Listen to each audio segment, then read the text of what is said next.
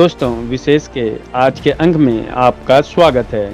आगामी लोकसभा चुनाव 2024 को लेकर किसी ने सोचा भी नहीं होगा कि बिहार की धरती पर विपक्षी पार्टियों के नेता एक साथ आएंगे। लेकिन देश के सभी विपक्षी पार्टियों पर लगता है नीतीश कुमार का जादू चल गया है।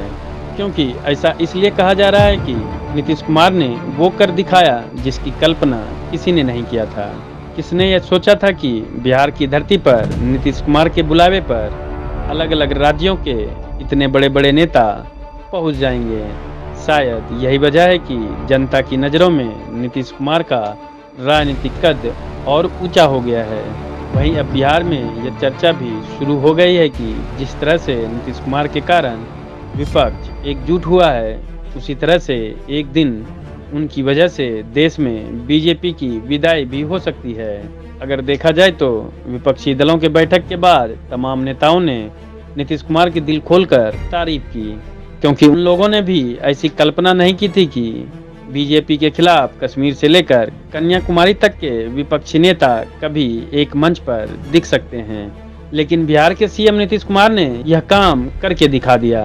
बैठक के बाद अगर आम आदमी पार्टी को हटा दिया जाए तो लगभग सभी दलों ने एकजुटता का संकल्प दोहराया है, जिसके बाद ऐसा माना जा रहा है कि आगामी लोकसभा चुनाव 2024 में विपक्ष 400 से 450 सीटों पर संयुक्त रूप से उम्मीदवार उतार सकते हैं। मतलब कि साफ है, नीतीश कुमार ने जो बीजेपी मुक्त भारत का संकल्प लिया है, अब वो पूरा होता हुआ नजर आ रहा है। वैसे 46 साल बाद ऐसा नज़ारा देखने को मिला है जब अधिकांश विपक्षी दल साथ बैठी हो। इससे पहले 1977 में ऐसी तस्वीर देखने को मिली थी, लेकिन वो भी इतने बड़े स्तर का नहीं था। लेकिन इस बार विपक्षी बैठक में माना जा रहा था कि नीतीश कुमार को विपक्ष का संयोजक बनाया जा सकता है, पर यह हो नहीं पाया। संभव है कि अगली बार जब शिमला में 10 या 12 जुलाई को बैठक होगी तो इसमें नीतीश कुमार को बड़ी जिम्मेदारी दी जा सकती है। इस बैठक में नीतीश कुमार के लिए एक बड़ी सफलता यह भी रही कि खुद कांग्रेस ने यह ऐलान किया है कि हर राज्य के लिए अलग फॉर्मूला रहेगा।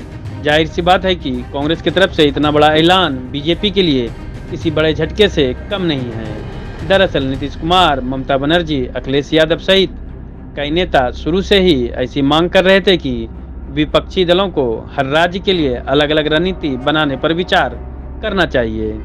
ऐसे में अब खुद कांग्रेस इस पर राजी हो गई है, जिसको देखते हुए ऐसा अनुमान लगाया जा रहा है कि सीट शेयरिंग के दौरान कांग्रेस नरम रहे, जिससे कि ममता बनर्जी, अखिलेश यादव जैसे बड़े नेता विपक्षी एकता का हिस्सा बने रह सकते हैं। इस तरह से अब नजर आना शुरू हो गया है कि लोकसभा चुनावों में विपक्ष 400 से 450 सीटों पर संयुक्त रूप से उम्मीदवार उतार सकते हैं। जाहिर सी बात है कि अगर यह संभव हो गया तो फिर कहने की आवश्यकता नहीं है कि लोकसभा चुनावों में बीजेपी का क्या हश्र होगा। वैसे विपक्ष में दरार ने अभी तक बीजेपी के लिए संजीवनी का काम किया है। दरअसल पिछले लोकसभा चुनावों में देखा गया कि जहां विपक्ष के आपस में तकरार देखने को मिली, वहां बीजेपी को जीत मिली। अगर 2019 के लोकसभा चुनाव को ही देखें तो विपक्षी एकता की गाड़ी ज़्यादा आगे नहीं बढ़ पाई। खासकर कांग्रेस ने कई मुद्दों पर अपने दलों के आगे झुकना मंजूर नहीं किया।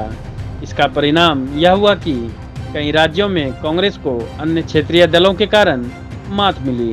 बता दें कि 2019 के लोकसभा चुनाव में 185 सीटें ऐसी थी जहां भाजपा और क्षेत्रीय दल नंबर 1 और नंबर 2 पर थे। इनमें यूपी के 74 सीट, बंगाल के 39 सीटें, उड़ीसा के 19 सीटें, महाराष्ट्र की 10 सीटें, बिहार की 15 सीटें, झारखंड और कर्नाटक से 6-6 सीटें। इन 185 सीटों में से 128 सीटों पर कांग्रेस का रोल लिमिटेड या बहुत कम था। वहीं 2019 के आंकड़ों के मुताबिक देश भर में 97 लोकसभा की सीटें ऐसी थी जहां 2019 में क्षेत्रीय दल बनाम क्षेत्रीय दल का मुकाबला था। इनमें क्षेत्रीय दल ही नंबर 1 और नंबर 2 पर थे। बीजेपी और कांग्रेस लड़ी भी तो नंबर 3 और नंबर 4 पर रही। इसका मतलब यह है कि अगर आगामी लोकसभा चुनाव 2024 में कांग्रेस के साथ साथ अन्य विपक्षी दल मिलकर चुनाव लड़े तो फिर 2024 में बीजेपी की विदाई लगभग तय हो जाएगी। और इसका अगर सबसे बड़ा क्रेडिट किसी को जाएगा तो वो है नीतीश कुमार। अब देखना दिलचस्प होगा कि विपक्ष की अगली बैठक में क्या रणनीति बनती है, जिस पर सभी की नजरें टिकी रहेगी। दोस्तों, विशेष के आज के अंक में बस इतना ही। अगले अंक में कोई और जानकारी लेकर आपके सामने हाजिर होंगे। लेकिन ऐसी और कहानियों को सुनने और देखने के लिए समाचार फॉर पीपुल लिंक्स का हौसला बढ़ाएं। हमारे चैनल को सब्सक्राइब करें। वीडियो पसंद आए तो लाइक और शेयर करें। अगर आपके पास कोई सुझाव हो तो हमें कमेंट बॉक्स में लिखें, या फिर ऐसी और कहानी सुनना चाहते हैं तो आप हमें कुछ इनपुट्स के साथ जानकारी साझा करें।